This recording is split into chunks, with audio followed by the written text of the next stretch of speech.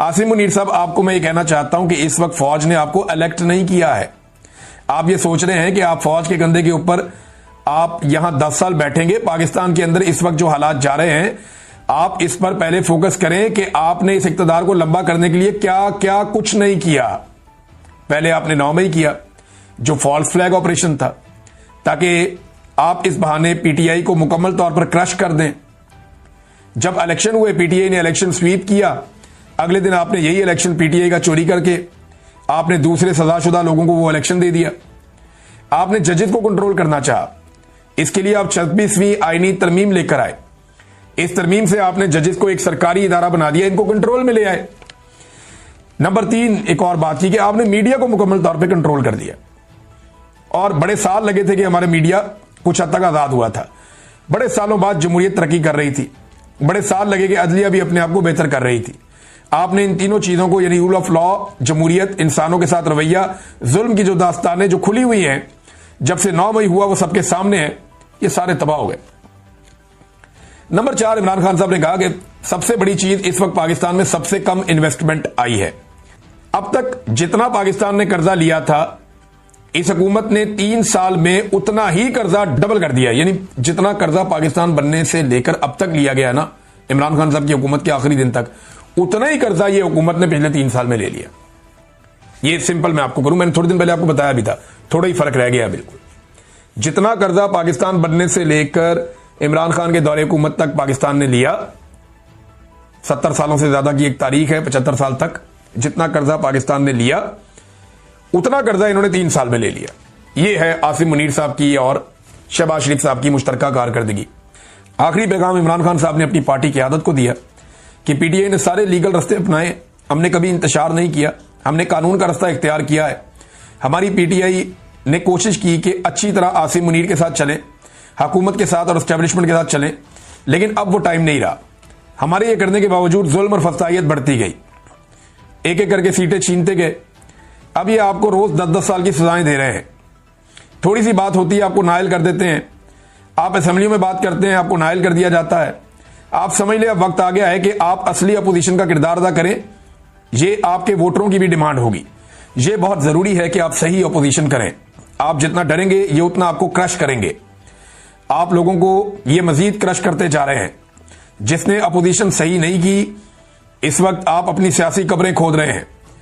कि ये जो 27 का पेशावर का जलसा होने जा रहा है, इसके बारे में मैं कहना चाहता हूं कि पूरा पाकिस्तान भरपूर तरीके से, मैं लोगों को डायरेक्ट कर रहा हूं और अपनी कौम को कह रहा हूं कि वो इस जलसे में पूरा पाकिस्तान हिस्सा ले, पूरी पार्टी मुत्तहिद हो और अब फोकस करें 27 तारीख को होने वाले जलसे पर।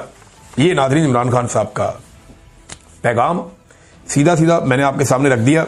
इमरान खान साहब कहते हैं कि तोशाखाना 2 का झूठा केस मुकम्मल तौर पर जमीन बोस हो चुका है, क्योंकि यह केस जिस शख्स के बयान की बुनियाद पर खड़ा किया गया था, वो गवाह ही अदालत में झूठा साबित हो चुका।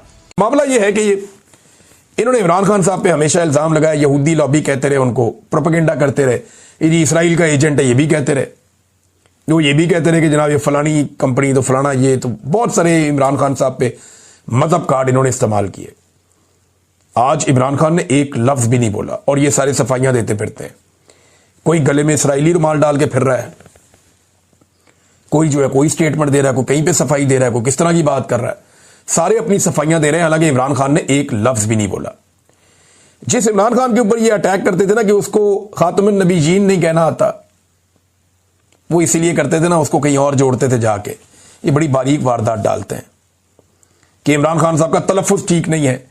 अब नाजरीन, एक और चीज जो बड़ी खबर है वो मैं आप तक पहुंचाता हूं। इस वीलॉग को मैं यहां पे रोकूंगा, सिर्फ 2 चीजें और बताऊंगा। एक तो शहबाज शरीफ साहब के सारे क्लिप वायरल हो रहे हैं और सारी तस्वीरें वायरल हो रही हैं कि इन्होंने इस मर्तबा पूरी नकल इमरान खान साहब की करने की कोशिश की है। उंगलियों की जुम्बिश से लेकर हाथों की हरकत तक, एक एक हाथ की हरकत, एक एक एंगल, एक एक तस्वीर, इमरान खान की नकल उतारने की कोशिश की है शहबाज शरीफ ने अक़वाम मुत्तहिदा में। क्योंकि पाकिस्तान की तारीख में अक़वाम मुत्तहिदा में सबसे शानदार तकरीर इमरान खान ने की है। फर्क क्या है? नंबर 1 तो आप देखें, इमरान खान की तकरीर 50 मिनट से ज्यादा थी और वो खुद बोल रहे थे। शहबाज शरीफ साहब की जो है ना प्रॉपर लिखी हुई तकरीर थी, प्रॉपर लिखी हुई तकरीर थी और वो पढ़ पढ़ के बोल रहे थे, फिर भी 27 मिनट के आसपास उनकी तकरीर थी। तो एक तो डबल टाइम इमरान खान साहब ने तकरीर की, खुलकर बात की, और इस तरह लिखी हुई नहीं थी जैसे शहबाज शरीफ साहब की थी। पाकिस्तान के फील्ड मार्शल आसिम मुनीर ये बात कर चुके हैं कि जब तक मैं फील्ड मार्शल हूं इमरान खान रिहा नहीं हो सकता, और ये बात ठीक है। आसिम मुनीर साहब को खतरा है कि अगर इमरान खान बाहर आएगा तो पब्लिक के अंदर इतनी ज्यादा मकबूलियत है कि वो एक ऐसी तहरीक खड़ी कर सकते हैं जिससे फील्ड मार्शल आसिम मुनीर और उनके बनाए हुए पूरे के पूरे निजाम को खतरा हो जाएगा, फिर उनके अपने लिए खतरात पड़ जाएंगे। लिहाजा वो इमरान खान साहब को इस मकबूलियत के आलम में छोड़ने का रिस्क नहीं ले सकते, और ये बात वो कई जगहों पे कह चुके हैं। ये दावा किया फखरुर रहमान साहब ने। तो फील्ड मार्शल साहब तो इमरान खान साहब को नहीं छोड़ेंगे, जबकि इमरान खान साहब को छुड़वाने के लिए पाकिस्तान तहरीक-ए-इंसाफ जोर लगाती रहेगी। सुहेल अफरीदी जो है वो ना सिर्फ मोमेंटम बना रहे हैं बल्कि सिर्फ एहतजाज करने से पहले वो एक ओपिनियन भी बना रहे हैं कि हमारे साथ ज्यादती बहुत हो रही है। देखिए, जब आप एहतजाज करने के लिए निकलते हैं ना, तो पहले आपके पास उसका इखलाकी जवाज होना चाहिए, आपके पास सॉलिड रीजन होना चाहिए। अब सुहेल अफरीदी ने वो काम शुरू कर दिया, 7 मरतबा वो अदालती ऑर्डर्स लेकर अडयाला जेल पहुंचता है कि मेरी लीडर से मुलाकात करवाई जाए। मुलाकात नहीं करवाई जाती। चीफ जस्टिस को खत लिखता है, हाई कोर्ट में पिटीशन डालता है, असेंबली से करारदाद पास करवाता है, मरियम नवाज को लेटर लिखता है, बार बार पुलिस वालों से जाके कहता है। तो जो कुछ वो कर सकता था बतौर एक चीफ मिनिस्टर, उसने वो सारा कुछ किया, लेकिन उसकी बात नहीं सुनेगी। तमाम कानूनी और आईनी ऑप्शंस उसने इस्तेमाल किए। अब वो सहाफियों से पूछ रहा है कि कोई चीज रह गई है तो आप मुझे बता दें, मैं वो भी कर देता हूं, लेकिन मेरे पास अब रास्ता क्या है, और इस बात का किसी के पास कोई जवाब नहीं है। तो एक बड़ा सॉलिड रीजन सुहेल अफरीदी के पास है कि इमरान खान साहब से मुलाकात करवाई जाए, वरना फिर आप तैयार हो जाएं, हमें एहतजाज करना पड़ेगा। देखिए, मैं आपको ये बताऊं कि 1-2 हफ्ते में अब मुलाकात भी करवा दी जाएगी। ये एक आधे हफ्ते में हो जाएगी, या हो सकता है अगले हफ्ते में हो जाए, क्योंकि अब काम निकल गया है। आसिम मुनीर साहब का वो जो टफ टाइम था जिसको उन्होंने गुजारना था, उन्हें लगता था कि ये टाइम मैं गुजार दूंगा तो इसके बाद मैं नाकाबिले तस्खीर हो जाऊंगा, वो टाइम उन्होंने तकरीबन गुजार लिया, और अगले 5-6 दिन गुजारने। उसके बाद सुहेल अफरीदी साहब जाएं और जाके इमरान खान साहब से मुलाकात कर लें। इमरान खान साहब उसके बाद बयानियां देंगे, इमरान खान साहब उसके बाद एक स्टेटमेंट जारी करेंगे, उस स्टेटमेंट से पाकिस्तान में हिलजुल होगी। तो देखिए, एक तहरीक तो पाकिस्तान में अब खड़ी होगी, 27वीं आईनी तरमीम इसकी वजह बनेगी।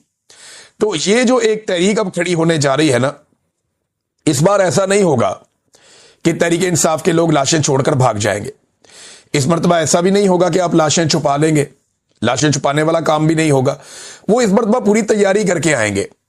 अगर वो आए इस्लामाबाद की जानिब, अव्वल तो और बहुत सारे ऑप्शन हैं उनके पास जिनको वो डिस्कस कर रहे हैं, और वो सरप्राइजेस उन्होंने रखे हैं, लेकिन अगर वो आए इस्लामाबाद की जानिब तो इस मरतबा वो एक एक चीज को रिकॉर्ड करेंगे और एक एक चीज का हिसाब अपने पास रखेंगे।